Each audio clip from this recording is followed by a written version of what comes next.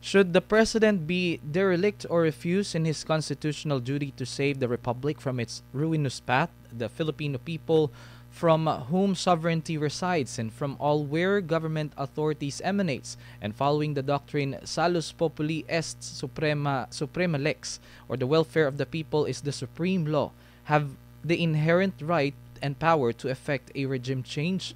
The country is in a precipice.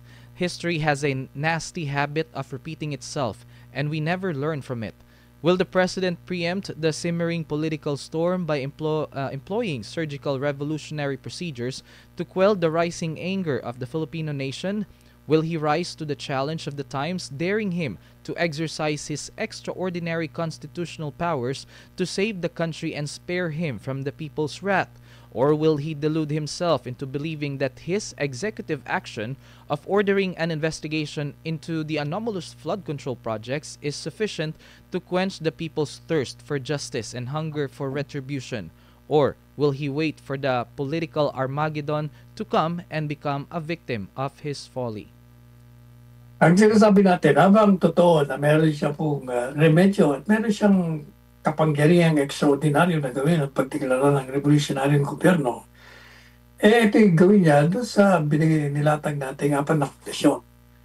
Kung naririyan ang kondisyon na yan, at hindi niya pa rin magawa ang pagdeklara ng revolutionary government, ang taong bayan ang gagawa niyan. Sapagat sa ating saligang batas, sinasabi na ang kasarinlan ay nasa taong bayan.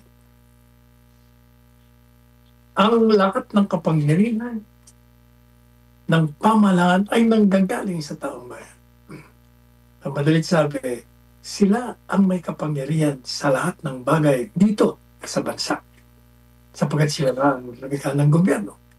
Sila ang dapat na pagsilbihan.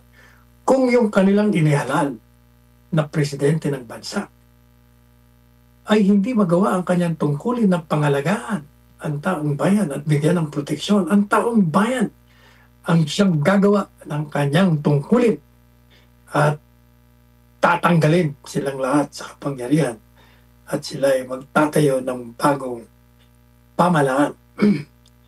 Kaya yan po ang option sa Pangulong Ferdinand Marcos Jr. You can declare a revolutionary government provided, number one, you are not complicit to the corruption. Number two, you abolish Congress. Number three, you jail all the offenders involved in the corruption. And number four, you have to institute sweeping, radical reforms in all political, social, and economic spectra. Yan ang mga kondisyones niya. Pag hindi mo ginawa yan, ang taong bayan ang gagawa niya. Kaya, ang katanungan natin ngayon, tatanggapin niya pa ang hamon ng kasaysayan na magdeklara ng revolutionaryong gobyerno? O maniniwala siya sa kanyang pananaw na yung paglikha niya ng mga investigasyon sufisyente o sapat na upang pigilan mo ang pagdami ng mga kumukontra at gustong palitan ang gobyerno. O hahayaan mong dumating ang isang political storm o nakabang na bagyong pampolitika at ikaw ay magiging unang biktima ng pagdating ng bagyong ito.